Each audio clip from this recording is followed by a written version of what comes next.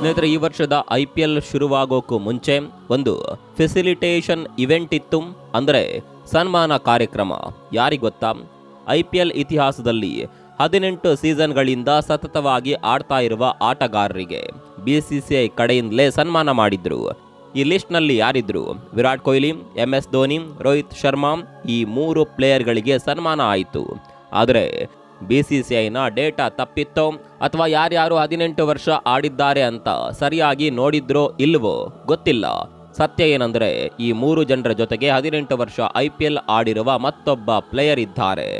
BCCI ಹಾಡ ಹಗಲಲ್ಲೇ ಪಕ್ಷಪಾತ ಮಾಡ್ತಿದ್ರು.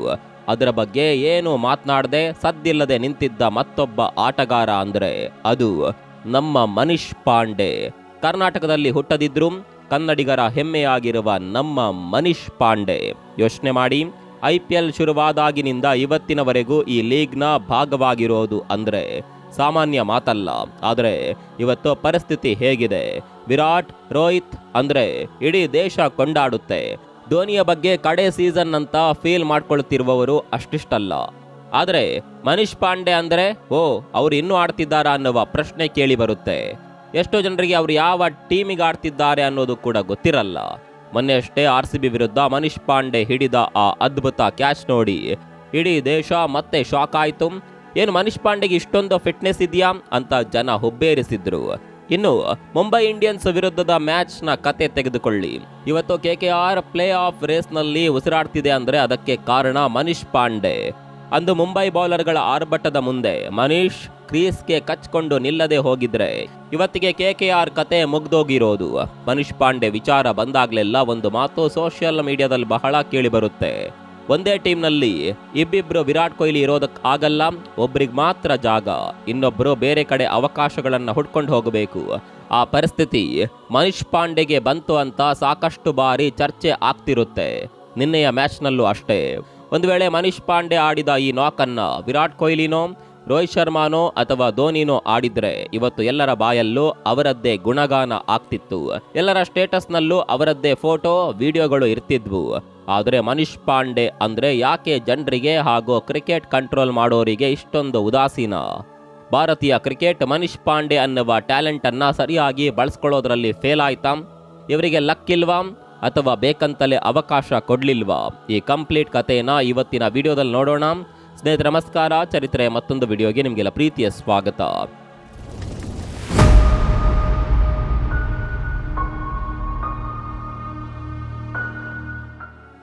ಸ್ನೇಹಿತರೆ, ನಾವು ಮನೀಶ್ ಪಾಂಡೆ ಜರ್ನಿ ಬಗ್ಗೆ ಮಾತನಾಡುವಾಗ 2008ರ ಅಂಡರ್-19 ವರ್ಲ್ಡ್ ಕಪ್ನಿಂದ ಶುರು ಮಾಡಬೇಕು. ಆ ವರ್ಲ್ಡ್ ಕಪ್ ಮರೆಯೋದಕ್ಕೆ ಸಾಧ್ಯನೇ ಇಲ್ಲ. ಯಾಕಂದ್ರೆ ಅದರಲ್ಲಿ ವಿರಾಟ್ ಕೊಹ್ಲಿ ಅನ್ನುವ ಹೆಸರು ಕೂಡ ಕ್ರಿಕೆಟ್ ಲೋಕಕ್ಕೆ ಪರಿಚಯ ಆಗಿತ್ತು. ಅವತ್ತು ಮಲೇಷ್ಯಾದಲ್ಲಿ ವಿರಾಟ್ ಕೊಹ್ಲಿ ಕ್ಯಾಪ್ಟನ್ಸಿಯಲ್ಲಿ ಇಂಡಿಯಾ ವರ್ಲ್ಡ್ ಕಪ್ ಗೆದ್ದಿತ್ತು. ಆದರೆ ಅದೇ ಟೀಮ್ನ ಅವಿಭಾಜ್ಯ ಅಂಗವಾಗಿದ್ದವರು ಮನೀಶ್ ಪಾಂಡೆ. ನಿಮ್ಗೊಂದು ವಿಷಯ ಗೊತ್ತಾ? ಅವತ್ತು ವಿರಾಟ್ ಕೊಹ್ಲಿಗಿಂತಲೂ ಮನೀಶ್ ಪಾಂಡೆ ಮೇಲೆ ನಿರೀಕ್ಷೆಗಳು ಜಾಸ್ತಿ ಇತ್ತು. ಯಾಕಂದ್ರೆ ಅಂಡರ್-19 ಲೆವೆಲ್ನಲ್ಲಿ ಮನೀಶ್ ಆಡ್ತಿದ್ದ ರೀತಿ ಹಾಗಿತ್ತು. ವಿರಾಟ್ ಕೊಹ್ಲಿ ತಮ್ಮ ಅಗ್ರೆಷನ್ ಮತ್ತು ಕನ್ಸಿಸ್ಟೆನ್ಸಿಯಿಂದ ಸ್ಟಾರ್ ಆದರೆ ಮನೀಶ್ ಪಾಂಡೆ ಕೂಡ ಅದೇ ಹಾದಿಯಲ್ಲಿದ್ದರು. ಆದರೆ ಇಲ್ಲಿ ಒಂದು ಟೆಕ್ನಿಕಲ್ ಡಿಫರೆನ್ಸ್ ಇದೆ. ವಿರಾಟ್ ಕೊಹ್ಲಿಗೆ ಸಿಕ್ಕ ಸಪೋರ್ಟ್ ಮತ್ತು ಅವರಿಗೆ ಸಿಕ್ಕ ಲಾಂಗ್ ರೋಪ್ ಅಂದ್ರೆ ಹೆಚ್ಚಿನ ಅವಕಾಶಗಳು ಮನೀಶ್ ಪಾಂಡೆಗೆ ಸಿಗ್ಲಿಲ್ಲ ಅನ್ನೋದು ಕಟು ಸತ್ಯ. ಕರ್ನಾಟಕದ ರಣಜಿ ಕ್ರಿಕೆಟ್ನಲ್ಲಿ ಮನೀಶ್ ಪಾಂಡೆ ಮಾಡಿರುವ ರೆಕಾರ್ಡ್ ನೋಡಿದ್ರೆ ಯಾರಿಗೆ ಆದರೂ ಶಾಕ್ ಆಗುತ್ತೆ. ಫಸ್ಟ್ ಕ್ಲಾಸ್ ಕ್ರಿಕೆಟ್ನಲ್ಲಿ 100ಕ್ಕೂ ಹೆಚ್ಚು ಮ್ಯಾಚ್ ಆಡಿರುವ ಮನೀಶ್ 7500ಕ್ಕೂ ಅಧಿಕ ರನ್ ಬಾರಿಸಿದ್ದಾರೆ. ಇದರಲ್ಲಿ 23 ಸೆಂಚುರಿಗಳಿವೆ. ಅವರ ಸರಾಸರಿ 50ಕ್ಕಿಂತ ಜಾಸ್ತಿ ಇದೆ. ಹಾಗಾಗಿ ಡೊಮೆಸ್ಟಿಕ್ ಕ್ರಿಕೆಟ್ನಲ್ಲಿ ಮನೀಶ್ ಪಾಂಡೆ ಒಬ್ಬ ಲೆಜೆಂಡ್ ಅಂದ್ರೆ ತಪ್ಪಾಗಲ್ಲ. ಇನ್ಫ್ಯಾಕ್ಟ್ ಅವರನ್ನ ಡೊಮೆಸ್ಟಿಕ್ ರನ್ ಮಷೀನ್ ಅಂತಲೇ ಕರೀತಾರೆ. ಒಂದು ಇಂಟ್ರೆಸ್ಟಿಂಗ್ ವಿಷಯ ಹೇಳ್ತೀನಿ ಕೇಳಿ. ಇವತ್ತು ನೀವು IPLನಲ್ಲಿ ಯಂಗ್ಸ್ಟಾರ್ ವೈಭವ್ ಸೂರ್ಯವಂಶಿ ಅಥವಾ ಯಶಸ್ವಿ ಜೈಸ್ವಾಲ್ ಹೊಡೆಯುವ ಸೆಂಚುರಿ ನೋಡಿ ಖುಷಿ ಪಡ್ತಿರಬಹುದು. ಆದರೆ ಈ ದಾರಿ ತೋರಿಸಿಕೊಟ್ಟಿದ್ದೇ ಮನೀಶ್ ಪಾಂಡೆ. 2009ರಲ್ಲಿ ಸೌತ್ ಆಫ್ರಿಕಾದಲ್ಲಿ IPL ನಡೀತಾ ಇತ್ತು. RCB ಪರವಾಗಿ ಓಪನಿಂಗ್ ಬಂದ ಪಾಂಡೆ ಡೆಕ್ಕನ್ ಚಾರ್ಜರ್ಸ್ ವಿರುದ್ಧ 114 ರನ್ ಚಚ್ಚಿದ್ರು. IPL ಇತಿಹಾಸದಲ್ಲಿ ಸೆಂಚುರಿ ಹೊಡೆದ ಮೊಟ್ಟ ಮೊದಲ ಇಂಡಿಯನ್ ಪ್ಲೇಯರ್ ಮನೀಶ್ ಪಾಂಡೆ. ಆಗ ಅವರಿಗೆ ಜಸ್ಟ್ 19 ವರ್ಷ. ಅವತ್ತು ಆ ಮ್ಯಾಚ್ ನೋಡಿದವರೆಲ್ಲ ಅಂದ್ಕೊಂಡಿದ್ದು ಒಂದೇ, ಇಂಡಿಯಾಗೆ ಒಬ್ಬ ದೊಡ್ಡ ಸ್ಟಾರ್ ಸಿಕ್ಕಾಯ್ತು ಅಂತ. ಇನ್ನು KKR ತಂಡಕ್ಕೆ ಮನೀಶ್ ಪಾಂಡೆ ಸಲ್ಲಿಸಿರುವ ಸೇವೆ ಮರೆಯೋದಕ್ಕೆ ಸಾಧ್ಯವೇ ಇಲ್ಲ.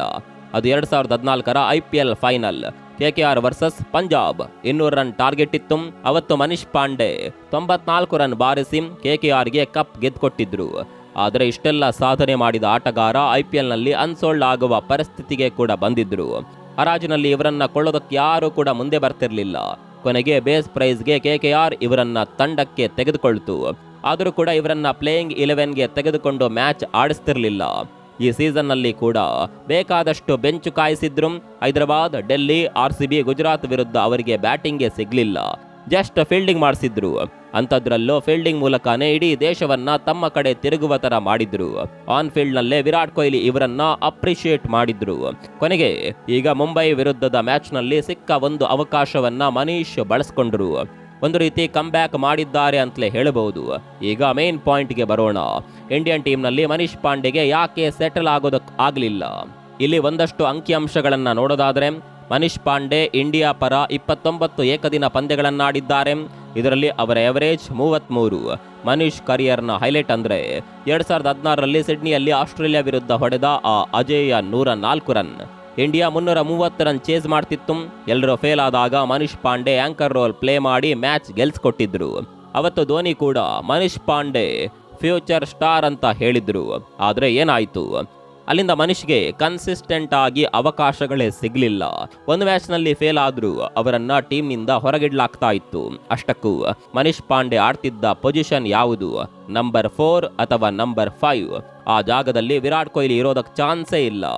ಆದರೆ ಆ ಮಿಡಲ್ ಆರ್ಡರ್ನಲ್ಲಿ ಪೈಪೋಟಿ ಹೇಗಿತ್ತು ಅಂದರೆ, ಒಬ್ಬ ಆಟಗಾರ ಸತತವಾಗಿ 10 ವರ್ಷ ಆಡೋದಕ್ಕೆ ಬಿಡ್ತಿರ್ಲಿಲ್ಲ. ಪಾಂಡೆ ಅವರಿಗೆ ಕೂಡ 2021ರ ನಂತರ ಅವಕಾಶ ಸಿಗಲಿಲ್ಲ.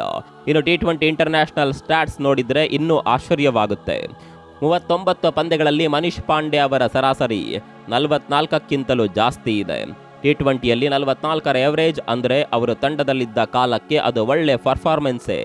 ಅವರ ಸ್ಟ್ರೈಕ್ ರೇಟ್ ಕೂಡ 126 ಇದೆ. ಇಷ್ಟಿದ್ರೂ ಮನೀಶ್ ಪಾಂಡೆ ಅವರಿಗೆ 2020ರ ನಂತರ ಇಂಡಿಯನ್ ಟೀಮ್ನ ಬಾಗಿಲು ತೆರೆಯಲೇ ಇಲ್ಲ. ಇನ್ನು ಡೊಮೆಸ್ಟಿಕ್ ಕ್ರಿಕೆಟ್ನ ಸೂಪರ್ ಸ್ಟಾರ್ ಆದರೂ ಸಹ ಮನೀಶ್ ಪಾಂಡೆ ಇಂಟರ್ನ್ಯಾಷನಲ್ ಟೆಸ್ಟ್ ತಂಡಕ್ಕೆ ಆಯ್ಕೆ ಆಗಲಿಲ್ಲ ಅಂದರೆ ನೀವು ನಂಬಲೇಬೇಕು. ಯಾಕೆ ಹೀಗಾಯಿತು ಅಂತ ನಾವು ವಿಶ್ಲೇಷಣೆ ಮಾಡಿದರೆ ನಮಗೆ 3-4 ಇಂಪಾರ್ಟೆಂಟ್ ಕಾರಣಗಳು ಸಿಗ್ತಾವೆ. ಮೊದಲೇದು ದಿ ವಿರಾಟ್ ಕೊಹ್ಲಿ ರೋಹಿತ್ ಎರಾ. ಮನೀಶ್ ಪಾಂಡೆ ಬಂದ ಟೈಮ್ ಅಂಥದ್ದು. ಟಾಪ್ ಆರ್ಡರ್ನಲ್ಲಿ ವಿರಾಟ್, ರೋಹಿತ್ ಮತ್ತು ಶಿಖರ್ ಧವನ್ ಫಿಕ್ಸ್ ಆಗಿದ್ರು. ಮಿಡಲ್ ಆರ್ಡರ್ನಲ್ಲಿ ಧೋನಿ ಇದ್ರು. ಮನೀಶ್ ಪಾಂಡೆಗೆ ಸಿಕ್ತಿದ್ದು ಅಳಿದುಳಿದ ಜಾಗಗಳು. ಅಲ್ಲಿ ಅವರ ಬ್ಯಾಟಿಂಗ್ ಸ್ಟೈಲ್ ಸ್ವಲ್ಪ ಟೈಮ್ ತೆಗೆದುಕೊಳ್ಬೇಕಿತ್ತು. ಆದರೆ ಈಗಿನ ಟ್ರೆಂಡ್ ಹೇಗಿದೆ ಅಂದರೆ ಫಸ್ಟ್ ಬಾಲ್ನಿಂದಲೇ ಹೊಡೆಯೋದು. ಇದರಲ್ಲಿ ಮನೀಶ್ ಸ್ವಲ್ಪ ಹಿಂದೆ ಬಿದ್ದರು. ಇಂಜುರಿ ಮತ್ತು ಫಿಟ್ನೆಸ್. ಮನೀಶ್ ಪಾಂಡೆ ಫಿಟ್ನೆಸ್ ವಿಚಾರದಲ್ಲಿ ಯಾರಿಗೂ ಕಮ್ಮಿ ಇಲ್ಲ. ಅವರು ಇಂಡಿಯಾದ ಬೆಸ್ಟ್ ಫೀಲ್ಡರ್ಗಳಲ್ಲಿ ಒಬ್ಬರು. ಆದರೆ ಇಂಪಾರ್ಟೆಂಟ್ ಸೀರೀಸ್ ಇದ್ದಾಗ ಅವರಿಗೆ ಆಗಾಗ ಸಣ್ಣ ಪುಟ್ಟ ಇಂಜುರಿಗಳಾಗ್ತಿದ್ವು. ಇದು ಅವರ ಬ್ಯಾಡ್ ಲಕ್ ಅಂತಾನೆ ಹೇಳಬಹುದು. ಇನ್ನು ಸೋಷಿಯಲ್ ಮೀಡಿಯಾ ಹೈಪ್. ಇವತ್ತು ಕ್ರಿಕೆಟ್ ಅಂದ್ರೆ ಬರೀ ಆಟ ಅಲ್ಲ, ಅದು ಮಾರ್ಕೆಟಿಂಗ್ ಕೂಡ. ಕೆಲವು ಆಟಗಾರರಿಗೆ ಸೋಷಿಯಲ್ ಮೀಡಿಯಾದಲ್ಲಿ ಇರುವ ಹೈಪ್ ಮನೀಶ್ಗೆ ಯಾವತ್ತೂ ಇರಲಿಲ್ಲ. ಅವರು ಸೈಲೆಂಟ್ ಆಗಿ ತಮ್ಮ ಕೆಲಸ ಮಾಡ್ಕೊಂಡಿದ್ರು. Roll clarity ಇಲ್ಲದಿರೋದು. ಮನೀಶ್ಗೆ ಯಾವತ್ತೂ ಟೀಮ್ ಇಂಡಿಯಾದಲ್ಲಿ ಒಂದು ಫಿಕ್ಸ್ಡ್ ರೋಲ್ ಕೊಡ್ಲೇ ಇಲ್ಲ. ಅವಕಾಶ ಕೊಟ್ಟರೆ ತಾನೇ ಒಂದು ರೋಲ್ಗೆ ಫಿಕ್ಸ್ ಆಗೋದಕ್ಕೆ ಸಾಧ್ಯ. ಆದರೆ ಅವಕಾಶನೂ ಇಲ್ಲ, ರೋಲ್ ಕೂಡ ಇಲ್ಲ. ಒಮ್ಮೆ ನಂಬರ್ 3ರಲ್ಲಿ ಆಡಿಸೋರು, ಒಮ್ಮೆ ನಂಬರ್ 6, ಹೀಗೆ ಚೇಂಜ್ ಮಾಡ್ತಾ ಇದ್ದಿದ್ರಿಂದ ಅವರು ಸೆಟ್ಲ್ ಆಗೋದಕ್ಕೆ ಕಷ್ಟ ಆಯಿತು. ಕೊನೆಯದಾಗಿ ಸ್ನೇಹಿತರೆ, ಮನೀಶ್ ಪಾಂಡೆ ಅವರ ಕ್ರಿಕೆಟ್ ಬದುಕು ಒಂದು ರೀತಿ ರೋಲರ್ ಕೋಸ್ಟರ್ ತರ. ಅವರು ಮಾಡಿರುವ ಸಾಧನೆಗೆ ಸಿಗಬೇಕಾದ ಗೌರವ ಸಿಕ್ಕಿಲ್ಲ ಅನ್ನೋದು ಕಟು ಸತ್ಯ. ನಮ್ಮ ಅಭಿಪ್ರಾಯ ಕೂಡ ಅದೇನೆ. 18 ಸೀಸನ್ IPL ಆಡೋದು ಅಂದರೆ ಅದು ಸಾಮಾನ್ಯ ವಿಚಾರ ಅಲ್ಲ. ಅದಕ್ಕೆ ಕಠಿಣ ಪರಿಶ್ರಮ ಬೇಕು. ಆ ಎಫರ್ಟ್ ಇರೋದ್ರಿಂದಲೇ ಮನೀಶ್ ಪಾಂಡೆ ಇವತ್ತಿಗೂ ಫೀಲ್ಡ್ನಲ್ಲಿ ಜಿಂಕೆ ತರ ಎಲಿಜಿಬಿಲಿಟಿನ ಡಿಸ್ಪ್ಲೇ ಮಾಡ್ತಿರೋದು. Player of the match award ತೆಗೆದುಕೊಂಡಾಗ್ಲೂ ಅವರು ತಮ್ಮ ಎಫರ್ಟ್ ಬಗ್ಗೆ ಹೇಳಿದ್ದಾರೆ. ಬಿಸಿಲಿರಲಿ ಮಳೆ ಇರಲಿ, ನಾನು ಪ್ರಾಕ್ಟೀಸ್ ಮಾತ್ರ ಮಿಸ್ ಮಾಡಲ್ಲ, ನಾನು ಬೌಲಿಂಗ್ ಮಾಡಲ್ಲ, ಹಾಗಾಗಿ ಬ್ಯಾಟಿಂಗ್ ಬಿಟ್ಟು ಬೇರೆ ಡಿಪಾರ್ಟ್ಮೆಂಟ್ನಲ್ಲಿ ತಂಡಕ್ಕೆ ಕಾಂಟ್ರಿಬ್ಯೂಟ್ ಮಾಡೋದು ಹೆಂಗಂದ್ರೆ ಅದು ಫೀಲ್ಡಿಂಗ್ನಲ್ಲಿ ಮಾತ್ರ. ಸೊ ನಾನು ಫೀಲ್ಡಿಂಗ್ನಲ್ಲಿ ನನ್ನ ಎಫರ್ಟ್ ಹಾಕಿ ತಂಡಕ್ಕೆ ಕಾಂಟ್ರಿಬ್ಯೂಟ್ ಮಾಡೋದಕ್ಕೆ ಇಷ್ಟಪಡ್ತೇನೆ ಅಂತ ಹೇಳಿದ್ದಾರೆ. ಒಂದು ತಂಡಕ್ಕೆ ಬೇಕಾಗಿರೋದು ಇಂಥ ಪ್ಲೇಯರ್ಗಳೇ. ನಿನ್ನೆ ಮ್ಯಾಚ್ನಲ್ಲಿ ಕೂಡ ಮನೀಶ್ ಪಾಂಡೆ ಆಡಿದ ಆಟ ನೋಡಿದರೆ ಒಂದು ವಿಷಯ ಸ್ಪಷ್ಟ ಆಗುತ್ತೆ. ಟ್ಯಾಲೆಂಟನ್ನು ಕಡೆಗಣಿಸಬಹುದು, ಆದರೆ ಅದನ್ನು ಸಾಯಿಸೋದಕ್ಕೆ ಆಗಲ್ಲ. KKR ತಂಡಕ್ಕೆ ಈಗ ಮನೀಶ್ ಪಾಂಡೆ ಒಬ್ಬ ಅದೃಷ್ಟದ ಆಟಗಾರನ ತರ ಕಾಣಿಸ್ತಿದ್ದಾರೆ. 36ನೇ ವಯಸ್ಸಿನಲ್ಲೂ ಅವರ ಫೀಲ್ಡಿಂಗ್ ಮತ್ತು ಅವರ ಬ್ಯಾಟಿಂಗ್ ಇಂಟೆನ್ಸಿಟಿ ನೋಡಿದರೆ ಯಂಗ್ ಪ್ಲೇಯರ್ಸ್ ಅವರಿಂದ ಕಲಿಯೋದು ತುಂಬಾನೇ ಇದೆ. ಸೊ ಮನೀಶ್ ಪಾಂಡೆಗೆ ಇಂಡಿಯನ್ ಕ್ರಿಕೆಟ್ನಲ್ಲಿ ಮೋಸ ಆಯ್ತಾ ಅಂದ್ರೆ ಅದಕ್ಕೆ ಉತ್ತರ ಹೌದು ಮತ್ತು ಇಲ್ಲ, ಎರಡು ಆಗಿರಬಹುದು. ಆದರೆ ಅವರ ಟ್ಯಾಲೆಂಟ್ ಅನ್ನ ಸರಿಯಾಗಿ ಬಳಸ್ಕೊಂಡಿದ್ರೆ ಬಹುಶಃ ಇಂಡಿಯಾಗೆ ಮಿಡಲ್ ಆರ್ಡರ್ನಲ್ಲಿ ಮತ್ತೊಬ್ಬ ಭರವಸೆಯ ಆಟಗಾರ, ಮತ್ತೊಬ್ಬ ಲೆಜೆಂಡ್ ಸಿಕ್ತಿದ್ರೇನೋ ಅನ್ನೋದು ಕ್ರಿಕೆಟ್ ಪ್ರೇಮಿಗಳ ಮಾತು. ಆದರೆ ಅವರ ಟ್ಯಾಲೆಂಟ್ ಅಂತೂ ಮಿಸ್ ಆಗಿಲ್ಲ. ಕರ್ನಾಟಕದ ಲಾಂಗ್ ಟರ್ಮ್ ಕ್ಯಾಪ್ಟನ್ಗಳಲ್ಲಿ ಪಾಂಡೆ ಒಬ್ರು. ಸಾಕಷ್ಟು ಟ್ರೋಫಿಗಳನ್ನ ಕರ್ನಾಟಕ ರಣಜಿ ತಂಡಕ್ಕೆ ತಂದುಕೊಟ್ಟಿದ್ದಾರೆ. ರಣಜಿ ಮ್ಯಾಚ್ ಆಡಿದ್ರು ಅವರ ಇಂಟೆನ್ಸಿಟಿ, ಫೀಲ್ಡಿಂಗ್ ಎಫರ್ಟ್ ಅಷ್ಟೇ ಇರುತ್ತೆ. ಅದೇ ಒಬ್ಬ ಅಥ್ಲೀಟ್ಗೆ ಬೇಕಾಗಿರೋದು. ಮನೀಶ್ ಪಾಂಡೆ ಜಾಗದಲ್ಲಿ ಬೇರೆ ಯಾರಾದರೂ ದೊಡ್ಡ ಸ್ಟಾರ್ ಇಷ್ಟೊಂದು ಸತತವಾಗಿ ನಿರ್ಲಕ್ಷ್ಯಕ್ಕೊಳಗಾಗಿದ್ರೆ ಇಷ್ಟೊತ್ತಿಗೆ ದೊಡ್ಡ ಮಟ್ಟದ ಆಕ್ರೋಶ ವ್ಯಕ್ತವಾಗ್ತಿತ್ತು. ಆದರೆ ಮನೀಶ್ ಈಗಲೂ ನಗುತ್ತಾ ಮೈದಾನಕ್ಕಿಳಿದು ತನ್ನ ತಂಡಕ್ಕಾಗಿ ಜೀವ ಸವೆಸ್ತಿದ್ದಾರೆ. ಅದೇ ಅವರ ದೊಡ್ಡ ಗುಣ. ಕ್ರಿಕೆಟ್ನಲ್ಲಿ ದಾಖಲೆಗಳು ಮುಖ್ಯ ಇರಬಹುದು, ಆದರೆ ಒಬ್ಬ ಆಟಗಾರನ ಡೆಡಿಕೇಶನ್ ಅದಕ್ಕಿಂತಲೂ ದೊಡ್ಡದು. ಮನೀಶ್ ಪಾಂಡೆ ಅಂತಹ ಡೆಡಿಕೇಟೆಡ್ ಪ್ಲೇಯರ್ಗೆ ನಾವು ಕೊಡಬಹುದಾದ ದೊಡ್ಡ ಗೌರವ ಅಂದರೆ ಅವರ ಆಟವನ್ನ ಪ್ರೀತಿಯಿಂದ ನೋಡೋದು. ಮನೀಶ್ ಪಾಂಡೆ ಅವರ ಈ ಜರ್ನಿ ಬಗ್ಗೆ ನಿಮ್ಗೇನನ್ಸುತ್ತೆ ಕಾಮೆಂಟ್ ಮಾಡಿ ತಿಳಿಸಿ. ಮುಂದಿನ ವಿಡಿಯೋದಲ್ಲಿ ಸಿಗೋಣ. ಅಲ್ಲಿವರೆಗೂ ನಮಸ್ಕಾರ.